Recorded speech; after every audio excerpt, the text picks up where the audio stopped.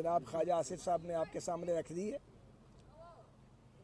हम बड़े वाज़ेह अंदाज में कुछ बातें कहना चाहते हैं। एक तो ये कि जो शरपसंद टोला फितना इमरानिया के नाम पे या पीटीआई के नाम पे मुल्क में लाशें गिराने की बात करता है या खूनी तब्दीली की बात करता है, उन्हें ऐसा मौका नहीं मिलेगा इंशाअल्लाह ताला। पाकिस्तान पुरअमन रहेगा और पाकिस्तान में बदअमनी फैलाने की का कोई मौका इमरान खान और उसके सपोर्टर्स को नहीं मिलेगा। ये बात बड़ी वाज़ेह है और इसका तरीक़ाकार क्या होगा ये चंद दिन में सामने आएगा।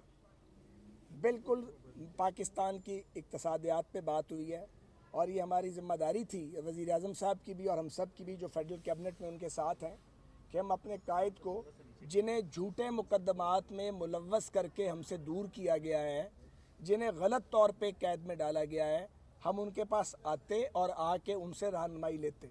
हमारे सेशन बड़े लेंथी सेशन थे और हमने बड़ी तफसील के साथ जो घाव लगाया है, जो ज़ख़म लगाया है इमरान खान की हुकूमत ने पाकिस्तानियों को, जो माशी तबाही की है, उस पर बात की है, उसके सॉल्यूशंस भी डिस्कस किए हैं।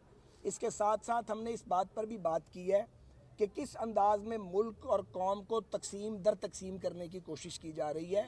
और ये जो मंत्रा बनाने की इमरान कोशिश कर रहा है, पहले मज़हब कार्ड से खेलता रहा, फिर करप्शन कार्ड से खेलता रहा, वो दोनों पिट गए तो अब गद्दारी कार्ड से उसने खेलना शुरू कर दिया है। ये दुरुस्त नहीं है। और जो अभी एक सवाल था कि कॉर्नर नज़र आ रहे हैं आपको, बहुत जल्द हम फॉरवर्ड पोजीशन में खेलते नजर आएंगे। बहुत मेहरबानी। मैं अगर वो भी चले जाएंगे जल्द जाएंगे इंशाल्लाह। बहुत शुक्रिया, खुदा हाफिज।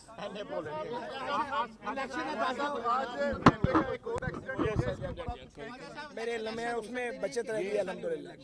2022 हो सकता है इलेक्शन नहीं जी, वो यहाँ पे डिस्कशन नहीं होगी। वो जाके पाकिस्तान में होगी। 2022 इलेक्शन है कि 23 नहीं?